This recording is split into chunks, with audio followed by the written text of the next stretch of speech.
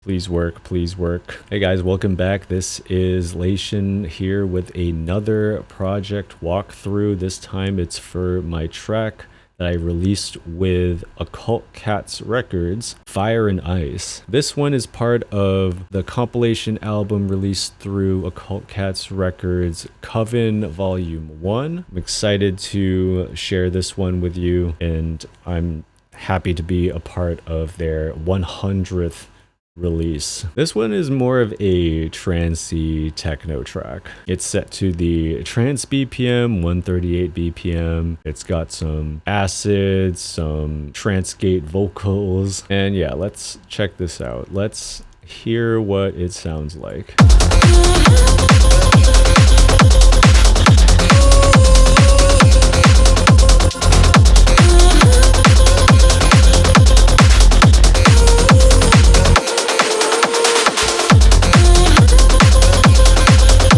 Yeah, as usual, we'll start with the kick.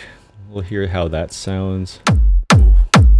That is heavy. That is a heavy kick. Huge, fat, and loud. Like, I got this kick from a Peak Time Techno sample pack. Honestly, I don't know how I got this thing to sound so loud. Like, this has, what, drum bus, a kick punch rack that I used a lot. This has a limiter on here, and then it's in a group with the bass. It has EQ, saturator, and Oxford inflator, blue compressor, and yeah, they're just so thick and heavy.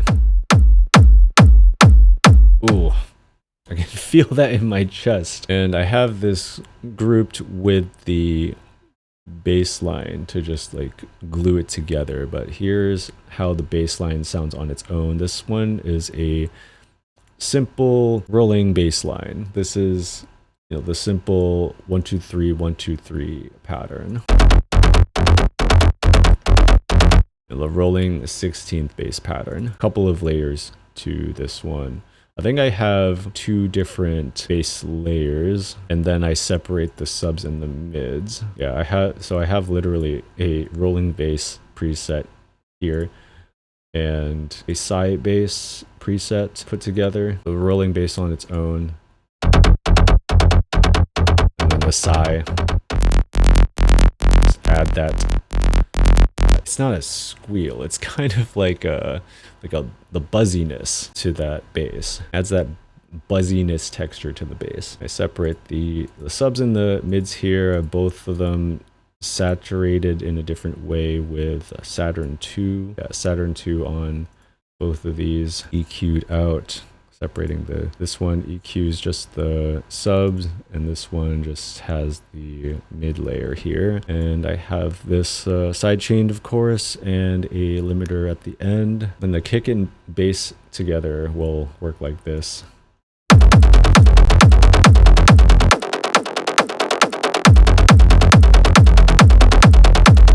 Yeah, I must have some sort of, I think I have some sort of auto filter. It must be in the master. Oh yeah, it is in the master. Okay, I have some, yeah, I have an auto filter on the master for this project, which just simply cuts out the lows at certain sections of the song. All right, the drums, closed hi-hat, another closed hi-hat. I think this acts like a open hi-hat with how I patterned this. Yeah. And this one is, yeah, I have this set as like an 8th note pattern. This one as every 8th pattern, and this one is a 16th pattern. Like these three together.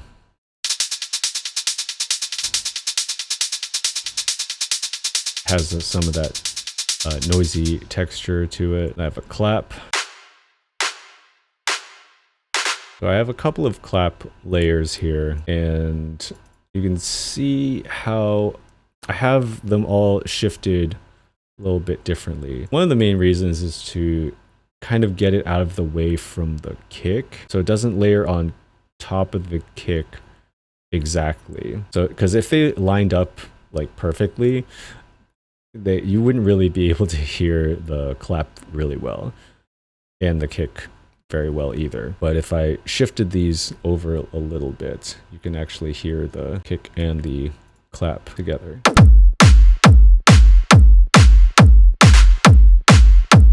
But if I put these like two on the grid,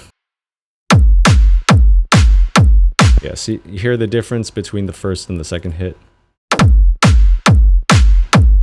The second one will have a lot more smack to it. And there's the snare build that you use in the build-ups. The same technique I use in most of my other tracks is using a velocity ramp. This one uses a 8th note to 16th note pattern. And then I have some sort of, looks like a reverb automation. So it adds more reverb as it progresses until it gets to the, oh, my CPU did not like that. But yeah, I think you get the idea. Clap fill, this is just to help transition into the next part of the song. Like you can still hear it in the background.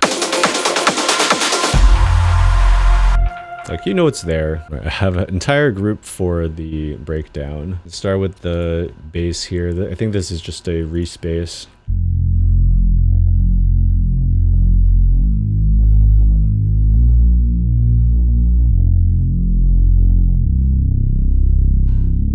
Yeah, nothing too special about this one. Respace with reverb and compression. This one I have filtered pretty low, and then I opened it up as it progresses on. I have the pad here.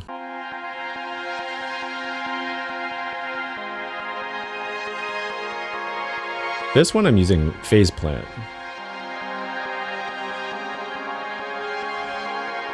Using this Tears No More preset. Gives it like this really interesting sound here. If you isolate the breakdown group,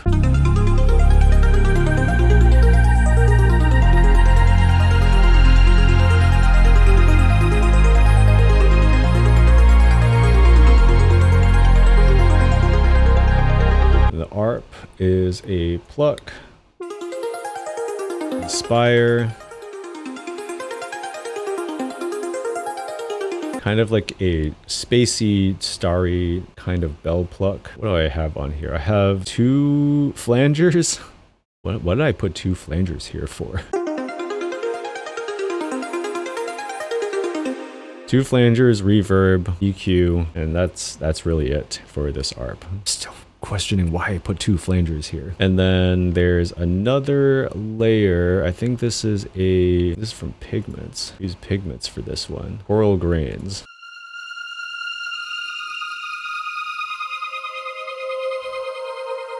Very interesting sounding, kind of like stringy chorus. It's got like a combination of things. It's got that vocal, chorus, strings, a little bit of that like spaciness to it too.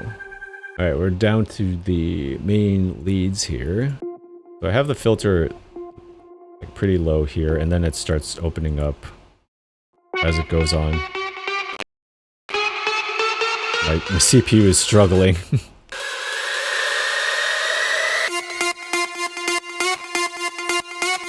This is kind of like this lead is almost like sounds kind of like an alarm. It's like a big room type of lead, and I just have this kind of playing like mainly this pattern. It plays one note in this pattern, but then it jumps up a little off key. It still sounds fine, but it's not in the F minor key like this whole track is, but it still works.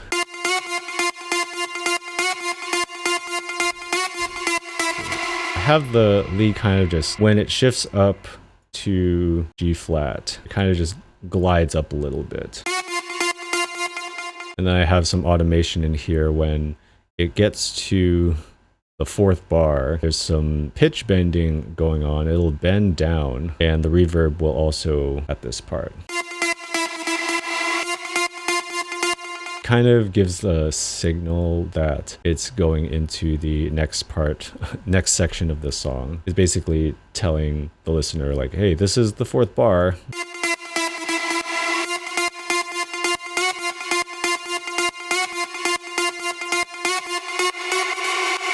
All right, let's move on to the next one before my CPU explodes. So this is the second lead layer, basically the same pattern. Oh, this sounds more like an alarm than the other one. Yeah, these two I think are supposed to be played together. Yeah, they're played together and they'll sound like this. But the thing is here is that I automate the pitch bend on this lead, but not this one. This one will just keep going. This is more like a supporting layer. And then the main lead, this is the one that you really hear the most, the other one. It's because of like the tone that it gives out. It's like, this one is a lower tone, this one's a higher tone. Actually, what kind of processing do I do to the leads? Delay, OTT, compression, some parallel processing with the reverb and delay. Reverb, actually not too much going on. Same with the lead layer. It just has like a stereo effect on it. Yeah, really not too much that I did with the lead layers. And then I have a stab layer, stab track. So I just have that like playing occasionally. Kind of just like adds a little something. Ear candy maybe. It is just something to fill the space, I think. So I have like a reverse vocal happening at certain parts of the song.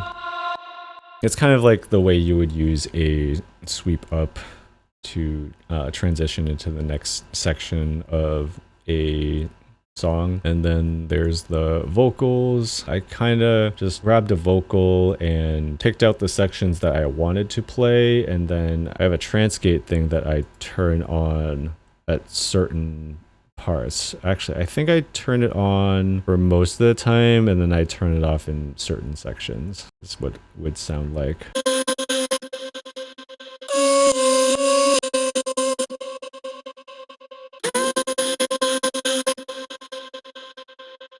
Yeah, so I think I have it off for some sections because I want the listener to actually, hear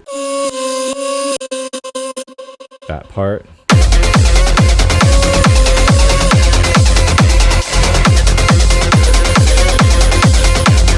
Because otherwise, I think if you turn this on, it kind of just gets lost. Yeah, a lot of processing going on. I use Nectar for this one. Some effects in Nectar with compression, and I have a phaser on here, I guess. Saturator, OTT, parallel processing with the reverb, delay. I have a shaper box doing something. Some reverb effect, fresh air, stabilizer, another reverb, and then the transgate. I think it's just the default preset. It's just the setting that you use when you open up the program for the first time. And so for this part, I have some vocal stabs. This is a plugin that I've been using a lot called Epic Choir. I've been like really into using choir effects, choir vocal sounds. So this is what it would sound like if it would play. Is the plugin broken? Something went wrong. Uh-oh. So yeah, this is a Spitfire audio plugin. Seems like it's not working right now. I could probably play the song for you. Here's one section where you should be able to hear it.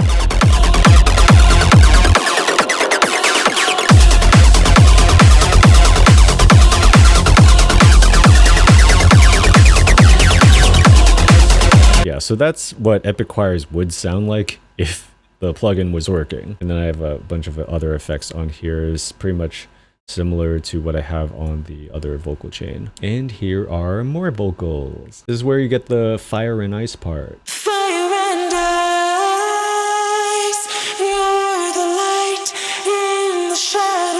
I'll have this playing in the breakdown in the first and second part. It's kind of just, you know, repeats itself. I'll play it once in the first breakdown, and then I'll have it playing twice in the second breakdown. A lot of processing going on here. I see OGT Nectar, Fresh Air, a couple of Ozone plugins, and then I have Virtual Riot's racks. This one is supposed to act like a Soothe 2. We got Soothe 2 at home. If you don't want to spend, what was it, like $200 or $300 on Soothe 2, you could subscribe to Virtual Riot's Patreon and grab a Soothe 2 rack if you're a Ableton user. And then I pretty much have a limiter on like everything. And yeah, this is what it would sound like.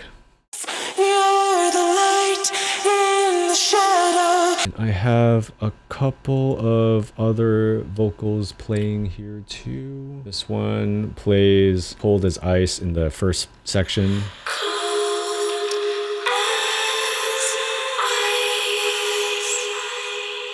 This one's processed a little differently. I have the LA2A, Roar, Echo, OCT, got Valhalla Supermassive. I don't use that much anymore, but it really worked in this part of the song. Fresh Air, Limiter, and then the second part going into the alternate drop is Fire part. This is how it would sound leading into the second section of the second drop.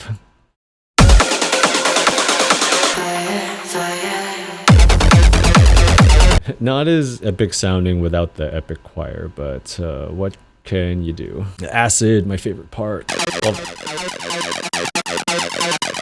So I use Phocion 2 for my acid sounds. I pick out a preset, and then I usually select a couple of different synthesize. What would you even call that? It's kind of like playing a mix and match game, and then you just tweak a bunch of settings, grab a pattern that sounds good to you, make some modifications to the MIDI, and this is what I come up with that sounds good.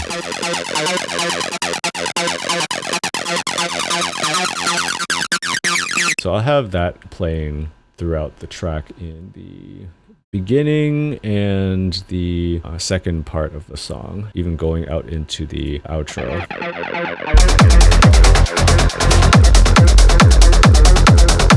And that'll like filter out as it gets further out into the outro. And really there's not too much processing on this. OTT drum, bus, shifter, roar, a little bit of some stereo width, and a tiny bit of side chaining. And yeah, I'll basically play with the cutoff and the filter as it progresses through the song. That's pretty much what you want to do with acid. You want to change the tone of the acid so that just doesn't stay static. All right, effects. We got a bunch of effects. The atmosphere layer, basically setting the scene of the track. This one is Farlight in Contact. I like to use the atmosphere to fill the space in the track, and really gives a nice texture and tone to the song too. But I have a bunch of noise effects. Really just white noise in certain sections. This one is like a reverse bass. It's very subtle. On its own, it sounds pretty loud. When you're layering so many sounds together, this is kind of a sound that you just want to have felt rather than heard. It's like a very bassy type of sound, so you really just feel the sound rather than hearing it. This one is just a noise filter going up. Helps transition into the next section of the song. All right, second group of effects here. This is the riser that I use. I think this is just the basic riser effect, Inspire.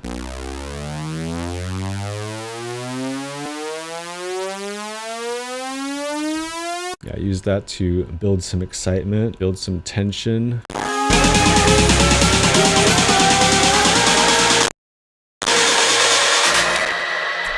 Yeah, my CPU did not like that either. All right, let's keep moving. Impact. Basically a downlifter, a lot of noise, has a clap with it too. I really like these kind of impacts. When you transition into the breakdown,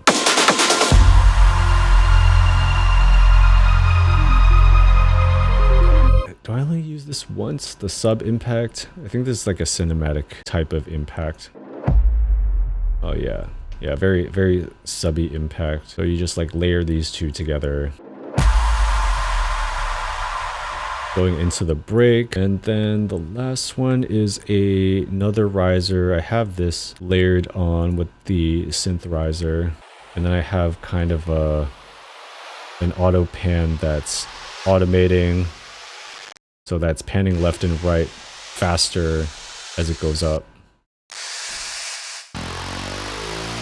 You just have these like layered together. Yeah, sorry, my computer apparently cannot handle this project right now. I think if I turn off the master chain, that would help a lot. So we can try listening to that.